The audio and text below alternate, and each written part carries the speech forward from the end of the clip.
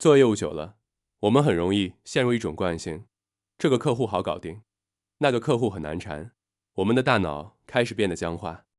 今天这段影片，史丹佛教授要告诉你，为什么真正的成长往往发生在你产生敬畏的那一刻。A very famous neuroscientist who's at Caltech named Marcus Meister, people literally refer to him as the great Marcus Meister, once said, and I totally subscribe to the fact that neural circuits in the brain basically divide our sensory experience along the dimensions of yum, yuck, and meh. There's not a lot of in between, right? Because the circuits ultimately have to drive either forward movement toward more, right? Appetitive behaviors, as in nerd speak, or aversive, leaning out, I don't want that, or just kind of a neutral response. So yum, yuck, and meh seems to be the trinary response. And there is this component of childhood, I think, where we are foraging naturally using our senses, experiencing yum, yucks, and mehs, and hearing yum. But at some point, I certainly have had the experience, and I've observed others, I think, having the experience of feeling something that's on a different dimension entirely, which is this notion of delight. It sort of fills your body with a sense of so much yum that it gives you energy to do so much more of it in a way that is almost on a different plane, but it feels distinctly different. And I don't know what it represents, but I think that's that piece that perhaps even as a scientist, I don't really need to assign a neural circuit to. Sure. So like the first time I went to New York City as a 6-year-old kid, I remember thinking, I can't believe this place exists. It's like a human tropical reef. Like everywhere you look, there's life. So that was awe and delight. But the delight for me was in learning and certain animals and certain things. For you as the violin. And I want to make sure that And awe, by the way, I mean, it can be aversive, right? So awe isn't necessarily, I think in the Western world, we think of awe-inspiring experiences as having a positive emotional valence, but they can also have a negative emotional valence. So the two criteria for satisfying an awe-inspiring experience, and a lot of this work comes from Dacher Keltner, a professor at UC Berkeley, is one, there should be some element of perceived vastness. This is all reference dependent, so it's all based on your own frame of mind, right?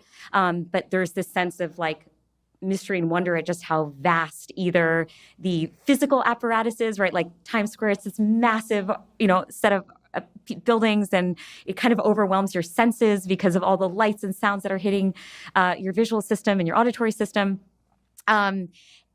There's also conceptual vastness. So we can feel awe when we feel the delight of a new scientific discovery, right? Or in my case, like for the first time reading a book about how the mind works, I just remember marveling at this organ and just being completely in awe of how it works.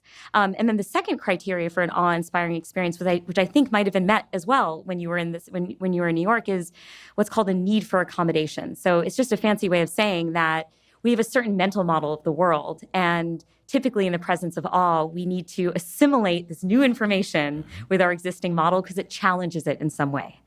And it actually leads us to have more open minds because we have to, we realize, wait a second, I have this existing vision of like what the world is like, and now I'm experiencing this new thing, and I need to kind of make it work. I need to integrate it with my existing understanding of the world, and that's the mind-blowing part of it, right? But I remember my childhood experience, kind of mirroring your experience in New York, was I was 12 years old or maybe 11 years old. I was at a summer music camp. It was late at night. I had my Discman, which is how we listened to things back in the day. I recall. I had a CD in there. It was the Beethoven Violin Concerto by Anne-Sophie Mutter. And I was so young, Andrew. So I still don't know how to use words to describe how it is that I felt something that was so powerful and so transcendent. But I remember listening to the first movement of this violin concerto, and it consumed me. I mean, I felt chills up and down my spine. My heart would race along with the melody. It felt otherworldly, right? And I think that was kind of what you were getting at before, where it's like it's this altered state of mind. And the language I've used since to code that experience is that it was an awe-inspiring experience, because I think both things happened, right? I was impressed by the vastness of the experience. It also sent me through time in this interesting way, back to like the time of Beethoven, right? So vastness can exist along a temporal horizon, and then the need for accommodation.